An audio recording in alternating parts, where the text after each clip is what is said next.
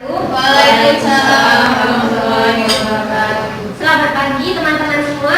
Pagi. Ibu, bagaimana kabarnya hari ini? Baik. Sebelumnya, perkenalkan nama saya Inyawati. Di sini saya akan memberikan materi tentang pendokumentasian asuhan kebidanan. Sebelumnya kita absen dulu ya. Iya, Bu. Ada yang tidak masuk untuk hari ini? Masuk semua. Masyarah, Hadir. Hasanah, Hadir. Vera, Hadir. Gebi, Hadir. Risa, Hadir. Artika, Keluar, Bu. oh lagi keluar. Suci, Ada, Bu. Novia, Ada. Barkis, Ada, Bu. Mira, Ada. Ariyanti, Reni, Hadir, Bu. Lucy. Hadir. Hadir semua ya hari ini. Ada, Bu. Baiklah,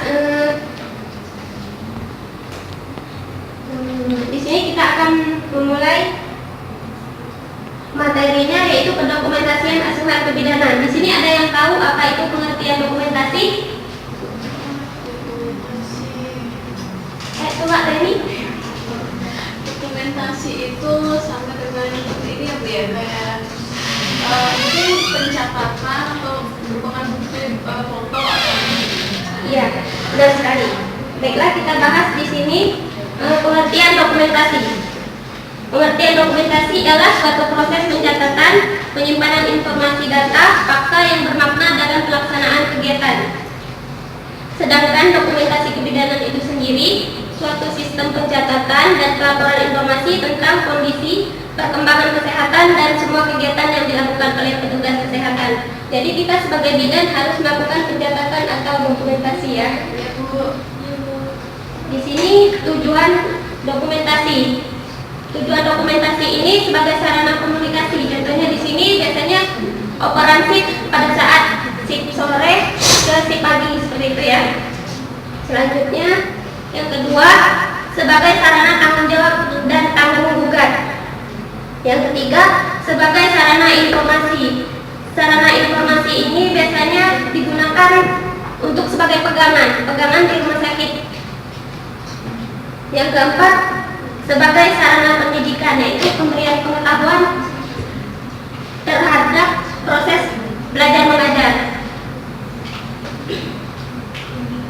Yang kelima sumber data untuk penelitian. Seperti teman-teman sekarang kan lagi melakukan skripsi, pasti ada penelitiannya kan? Apa kalian udah selesai skripsinya? Jangan ngerti, Bu, nyakit hati, Bu. Kalau udah selesai Kata aja dulu, Bu. Selanjutnya sebagai jaminan kualitas pelayanan kesehatan.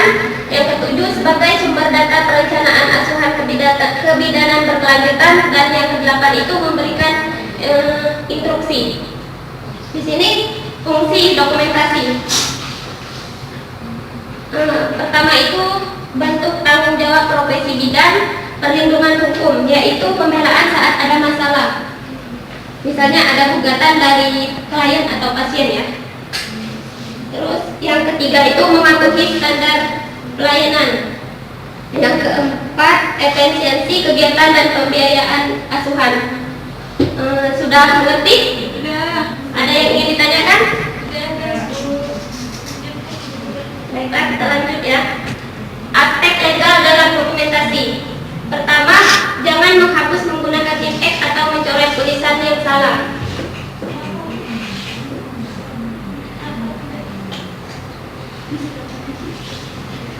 Terus yang kedua, jangan menulis komentar yang mengkritik klien atau tenaga kesehatan lain. Yang ketiga, mengkoreksi semua kesalahan sesegera mungkin, karena kesalahan menulis dapat diikuti kesalahan tindakan selanjutnya. Selanjutnya mengoreksi semua kesalahan segera mungkin, karena kesalahan menulis di awal biasanya diikuti kesalahan selanjutnya. Yang keempat, mencatat data hanya berupa fakta, catatan harus akurat, yaitu bisa dipercaya. Terus yang kelima, jangan membiarkan bagian kosong pada catatan bidan. Maksudnya di sini harus diisi, tidak boleh kosong ya. Semua catatan harus bisa dibaca dan ditulis dengan tinta. Ya kan nggak mungkin tulis itu tinta juga ada kan. Selanjutnya klarifikasi instruksi yang kurang jelas, kemudian catat instruksi yang benar. Selanjutnya menulis untuk diri bidan sendiri, karena bidan bertanggung jawab atas informasi yang ditulis. Meskipun catatan perkembangan sudah ditulis, maka bidan, kita sebagai bidan harus mencatat di catatan kita sendiri ya. Terus menghindari penggunaan tulisan yang bersifat umum seperti keadaan tidak berubah. Selanjutnya dokumentasi dimulai dengan waktu dan diakhiri dengan tanda tangan serta titel. Maksudnya ditulis jam berapa, tanggal berapa, dan kita akhiri dengan tanda tangan di bawahnya. Sudah mengerti? Ada yang ingin ditanyakan teman-teman semua? Ngerti, Bu. Terus selanjutnya prinsip-prinsip dokumentasi. Yang jelas prinsip dokumentasi itu biasanya harus akurat, terus ringkas dan mudah dibaca. Ditinjau dari segi isi, dokumentasi kebidanan itu mempunyai nilai administrasi. Nilai administrasi itu bisa dijadikan pegangan seperti yang saya sebutkan tadi. Terus nilai hukum yaitu kita bisa mendapatkan perlindungan saat ada gugatan dari pasien. Terus adanya nilai keuangan, nilai riset data, dan juga edukasi. Edukasi ini pendidikan dalam proses pembelajaran. Terus selanjutnya langkah-langkah pendokumentasian. Pertama yaitu pengumpulan data. Pengumpulan data ini biasanya data dari keluhan pasien, data subjektif ataupun objektif. Terus langkah kedua yaitu intervensi data. Di sini dilakukan menganalisis untuk mendukung diagnosa yang akan ditentukan. Yang keempat, mengidentifikasi kebutuhan yang memerlukan penanganan segera. Terus yang kelima, merencanakan asuhan secara menyeluruh. Di sini kita sebagai bidan harus melakukan asuhan secara menyeluruh, tidak boleh setengah-setengah ya teman. Terus langkah 6, evaluasi, dan yang terakhir kita melakukan tindakan. Di sini teknik dan model pendokumentasian. Yang pertama teknik. Tekniknya pertama naratif, yaitu bersifat terbuka, tidak ada batasannya, maka dapat digunakan dalam berbagai bentuk pelayanan kesehatan. Yang kedua yaitu bersifat checklist, berupa lembaran dan daftar periksa yang berupa catatan perkembangan yang aktual yang dirancang untuk memperoleh informasi pasien. Terus di sini ada model pendokumentasian.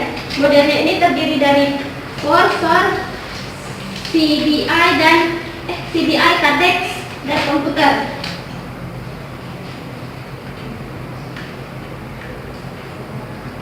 Sudah mengerti? Ada yang ingin ditanyakan? Ya. Di sini ada metode pendokumentasian. Ada 3 ya, SOAP, SOAPIR, dan SOAPI. Biasanya yang sering digunakan ini SOAP karena planningnya itu sudah mencakup implementasi, evaluasi, dan revisi. Yang terakhir yaitu penyimpanan dokumentasi. Penyimpanan dokumentasi ini biasanya catatan informasi tentang pasien adalah milik pasien. Jadi jika pasien ingin mengakses dokumen yang ada, dia bisa menggunakannya. Terus jika bidan bekerja secara mandiri atau swasta, catatan dokumentasi milik institusi yang bersangkutan di mana bidan itu bekerja.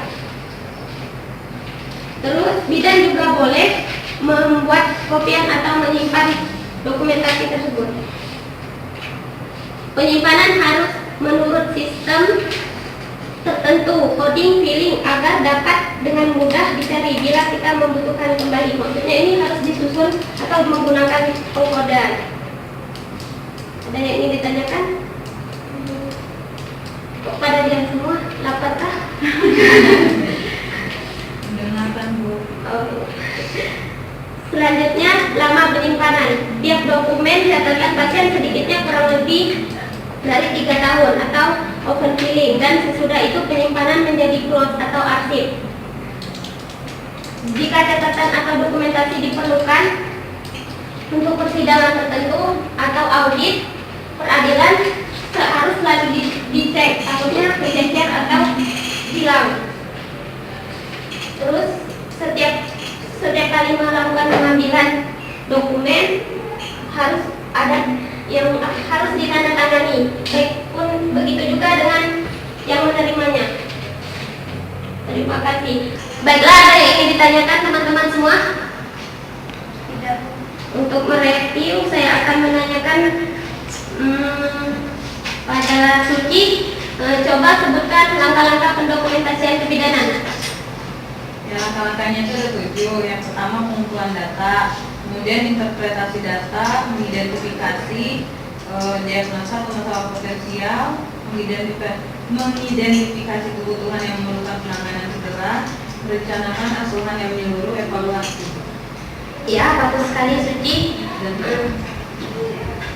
Untuk perkuliahan hari ini saya akhiri. Sebelumnya untuk dijadikan referensi, ini ada bukunya, teman-teman bisa membeli untuk sekedar baca-baca di rumah. Baiklah, saya akhiri. Wassalamualaikum warahmatullahi wabarakatuh. Waalaikumsalam warahmatullahi wabarakatuh.